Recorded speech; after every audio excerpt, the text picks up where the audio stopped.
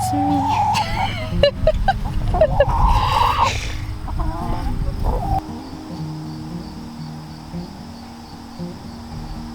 Hi flower friends. Really nervous right now. I was out harvesting tomatoes. I've been weeding dahlias all day. I was over in my vegetable side of the garden, the enclosed garden, and I was harvesting tomatoes. You may have seen a photo I posted, and I walked by my section and I have a Lisianthus blooming. It's blooming. I'm nervous. I'm texting Gina. I messaged her immediately. I have a Lizzy. And she just said, woohoo! And I said, I'm nervous. And she said, don't pass out now. I think it's a Roseanne Brown, and I don't know if I should cut it or let it open up a little bit more. So I'm gonna do a tad bit of research, and I'm gonna show you. It's gorgeous. It's only single stem. I wish I had pinched them. It's beautiful, worth the wait. Okay, so I'm carrying the tripod very awkwardly, and Gina said, let me see it. So I'm bringing Gina to the Lizzy. I need to get a vlogging stick. I think I have one, I just don't know where it is. All right, so I'm gonna go to the Lizzy. Okay, so the reason I'm consulting Gina is I've never grown Lisianthus before. This is my first year growing Lisianthus. Last year I was basically a dahlia girl. So I'm gonna send a picture to her. And remember, these are the 20 to 30 plants that survived after a major catastrophe. So after consulting Gina quickly, she said it needs to open up a lot more. So I'm seeing this beautiful rosette. She's saying, and she's grown them before, she's saying it needs to open a lot more, and then you want the second bud to be open on it because it won't open anymore once you cut it, she says. So I'm sure she's great. She knows what she's talking about. So she sent me a picture of hers, and according to hers, they're a lot more open. I want to cut it really bad. I'm texting her, God, I want to cut it really bad. Same thing I just told you guys, which she'll then see this video and giggle because I'm texting her and making this video at the same time. Okay, I'm gonna show it to you now. So that one there needs to open, and then this needs to open a lot more before I cut it. I'm so excited, I just wanted to snip its head off. So I'm standing in front of Wildflower Field, and I've been saying that I'm gonna give you guys an update for a while now, and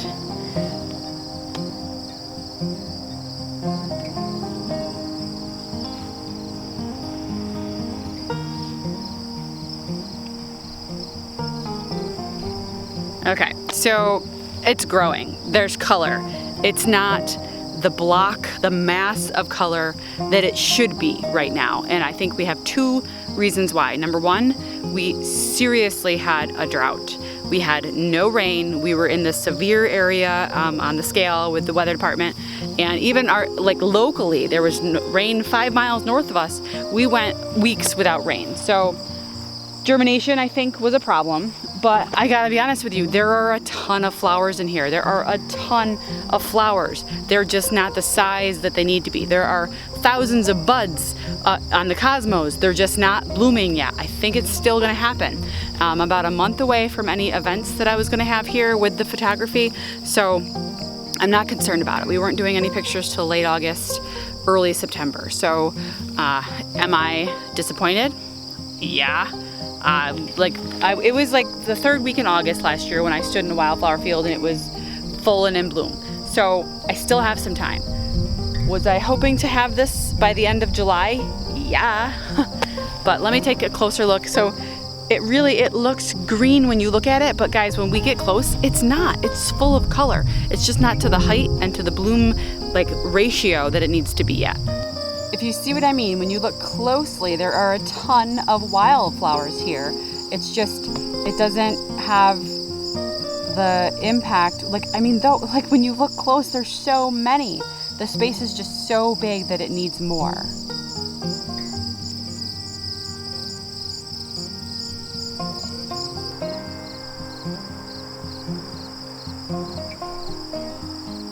Hi guys, my grandfather and my mom stopped over to visit, sitting over there, and he's going to bring some flowers home for my grandma, and I got some glads and they're gorgeous and I want to show you. So when my grandfather first got here, I showed him a couple flowers. I showed him a couple and he was going, ooh. I think I get my reactions from him, and they're legit reactions. My mom too. So then I showed him the peach one in the middle and he said, that can't be real. That can't be real. I've never seen a flower like that before. So I'm just gonna take it over to him and see if I can get another one of those great reactions. What do you think of when you see that? What do I think of? Yeah. I think that this is one of the most beautiful flowers I've ever seen. I've never seen one of these flowers. And I'm amazed at the colors and the shapes of them. It looks like somebody painted them. Beautiful. Thank you. Also, take notice of the dirty socks that are on the porch floor. They're not mine. My clothesline is right there, and it just happens all the time that they fall on the floor. Who are you gonna give those to? I'm going to give them to my wife, and she's going to go crazy, and she's going to wish she was here. I miss her. Yeah. I love you guys. Love you too. Thank you so much. Of course. What you got there, Mom? This is my mom. Flowers. Thank you so much. Love you. I love you too. Thank I can't you wait for to put coming. these on my counter. So I can look at them every day. Yay. Thank you. Love you. Drive safe. I will. Bye-bye. Bye. Dad, look. I don't think so. Oh, it's late evening now. Anyway, I neglected to cut dahlias this morning, so I have gladiolas, not dahlias. So I'm gonna take a few minutes right now because I neglected to cut my gladiolas. I'm gonna go ahead and go in there and cut them right now. It's hot out, guys. I think it was 90 degrees today, and the humidity is super, super high. So today I shot a video for my gardening segment on the local TV station. I did fresh cut flower care. So I'm gonna tag that, put that video on at the end of this one. It's also gonna be on my Facebook page, so you can find it there. But it's just like a minute 30, I think 90 seconds long. And it just goes over what we all know, how to take care of fresh flowers. Not everyone knows that though. Like if you don't regularly have fresh flowers in your house and you get something as a gift, you could just sit it there, and a lot of people like to put their flowers in the window, like look at my beautiful flowers. It's kind of one of the worst places you can put it if that window has direct sunlight. So little tidbits here and there, changing the water every day, trimming the ends of the flowers every couple of days. So I'll post that video at the end. Also guys, I have a video of my grandfather. He is one of my gardening inspirations. He's had a garden for as long as I can remember, and I always enjoyed going to his house and eating his peas. And my grandmother's always had flowers around the house, and she was just telling me today, because she called me after she got the gladiolas, and she was going, oh my God, no wonder you react like that on the YouTube video. I know Graham's watching this right now, and she will confirm that she did that. She said the colors are unreal. She's never seen like flowers that actually look like that in real life, and so she called me and was grateful and was telling me all about it and how everyone, she's describing the color of everyone the way that she does, that I love so much. So that was a nice phone call to get. But anyway, between my grandparents, my grandmother with some flowers, and my grandfather with his vegetable garden, they were huge garden influences in my life. And I always, like Grandpa and I always like, got beans ready yet? Your tomatoes turning red yet? How big are your tomatoes? I got a baseball sized tomato, mine's a grapefruit size. It's always like back and forth for years. And I was always so proud to show him everything that I have in my garden. Oh my gosh, guys, I have a basket case. I will cry over anything, so expect to see more of that. Anyway, gladiolas, they need to be harvested. I've got a bucket here at the bottom, and I have a florist delivery tomorrow morning, so these are gonna go straight to the florist.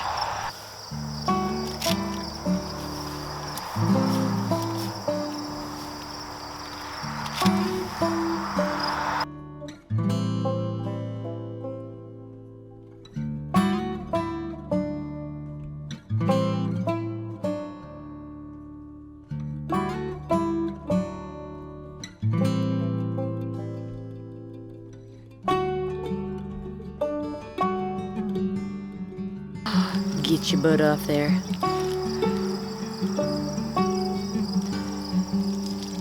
so excited because I got 2 of those chartreuse colored. They're like this beautiful green color, and I was hoping to get some of those to bring to the florist because my grandfather took the other one to my grandmother. So this purple is so dark. And then this is the pinky lavender ruffly one too. So I got quite a few ruffly ones, some white ones, corals. I mean, look at this bucket, and I'm not even halfway done picking here. I probably have, just look at the colors, guys. Super impressed with these glads. I am definitely going to be ordering more next year. I'm so glad to meet you. Okay, so I think I'm gonna go inside for the night. I do have a few dahlias to pick, but I always hesitate to pick those because I don't have anywhere to sell them right now. My CSA is, don't get me wrong, everyone wants my dahlias, but I have like 1 a day and they only last 4 days. So I'll probably go pick them and just put them in my vase and enjoy them in the house. So they will start producing by the dozen very, very quickly. I have a ton of buds, mostly on my breakout, my pink pearl. I have 1 La Recoleta, which is a dark purple, almost black. And I also have, some of the snowstorm. They're white, obviously. They're like a snowstorm. They're starting to bud up, and so are the other little ones in there, like the Jajas and the apricot stars.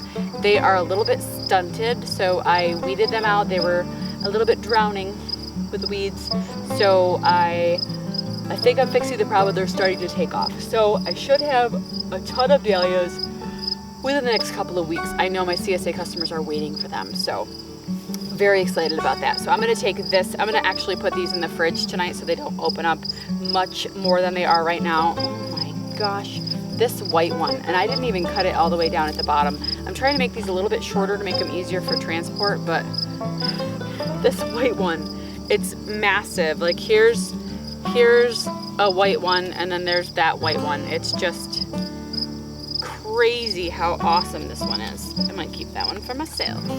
Anyway, because I mean, who needs that? And it's massive.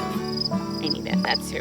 So lots of variety, mostly pinkies and corals and whites and yellows and chartreuses and everything, and mostly just everything. It's a huge variety. Guys, this one has remember that one I showed you a little bit ago? This one has the mutation too, with the coral in the magenta color.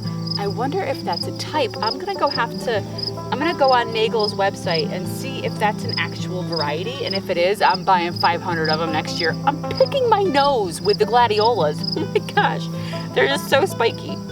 So I'm gonna go check out on their website, and anyway, in the description of this video, I'll let you know if that's a variety and what variety it is, if there is one. Fred Nagels and Sons, that's where I get my gladiolas. They're wholesale. Woo! They're so gorgeous. Anyway, you should grow some for yourself so that you can have the reaction. And if you can't grow some for yourself, support your local flower farmer and buy theirs, because they're just stunning.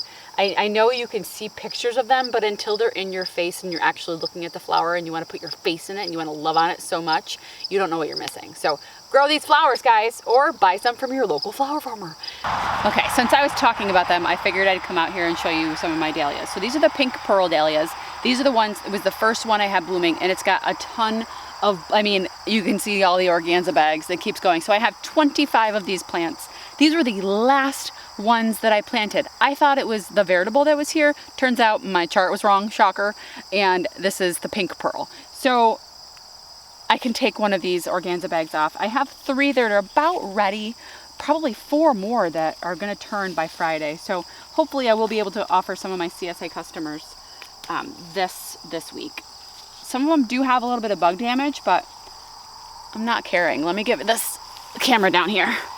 So you can see it basically looks perfect, except for a couple of little chew marks on the bottom of just a couple of leaves. All the ones in the back otherwise are gorgeous. There's 1, 2, 3, maybe 4 leaves with a little bit of damage, and I think that's okay. Here's another pink pearl with just a little bit of damage on the top of the petals, and I'm thinking I might even actually just, I don't know how bad it would be to just go through and snip off the damage. I don't want to do that because then it looks squared off in the back, so I'm probably not going to do that. So here is a pink pearl dahlia that still actually has several days before it is ready to go. I would say 4 days before she is ready to go, maybe even 5. But it's, oops. Okay, so you can see it's got a really tight head still. The outer petals are the outer petals are starting to loosen, but she still has several days to go yet.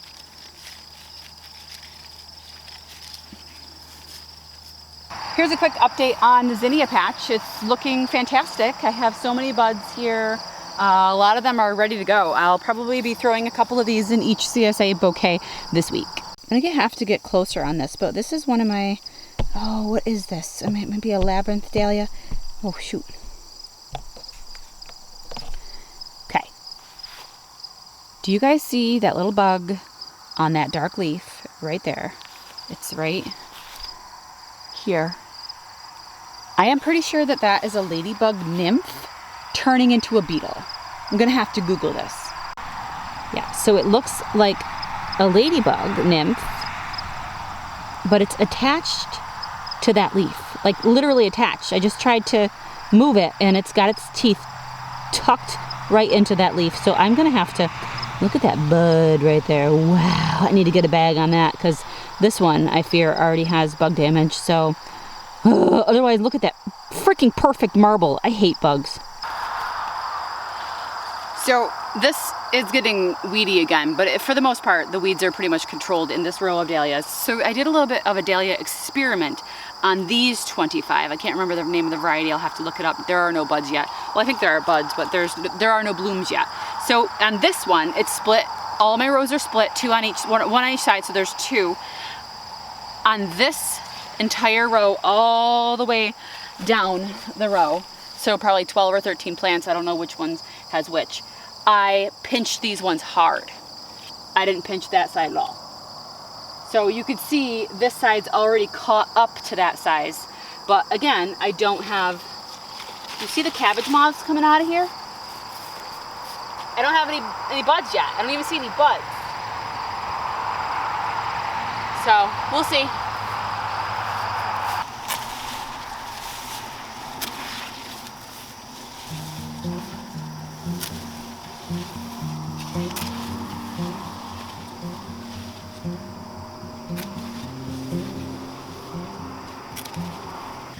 Guys, so I had to show you all of the sunflowers that the deer ate off. These are pro-cut oranges. They're not a branching sunflower, but the deer cut them off when they were real young and they all came back with multiple heads. And they're mini sunflowers. You see they're about almost 3 feet tall, I would say. And I love them. They're so adorable. I've been using them in arrangements, but then I just started to leave them here. Some of them have, like this one has 2 heads. And one had 2 heads. Can you remember that from the Newsies? Baby born with 2 heads. So that's what this sunflower patch is like. It's just a misfit island and I love them all. Oh my God, that one is gorgeous. And I'm just gonna kind of leave them here until I need them for arrangements, but I just harvested all of these from the field and these are gonna go in the fridge too. This is my breezeway. It's where we have a bench to put shoes on. It's actually quite large. It's probably 20 feet by 10 feet maybe. And this is where my flower fridge is. Oh my God. Okay, here's inside the fridge. There are gladiolas on top and carrots in the middle, sunflowers in the bottom. I took out all of the drawers. And that's my cooler, guys. All right, so as you can see, I'm a sweaty mess. I'm gonna go inside, hop in the shower, and probably look at seeds all night long on the computer. What are your plans this evening? Take care.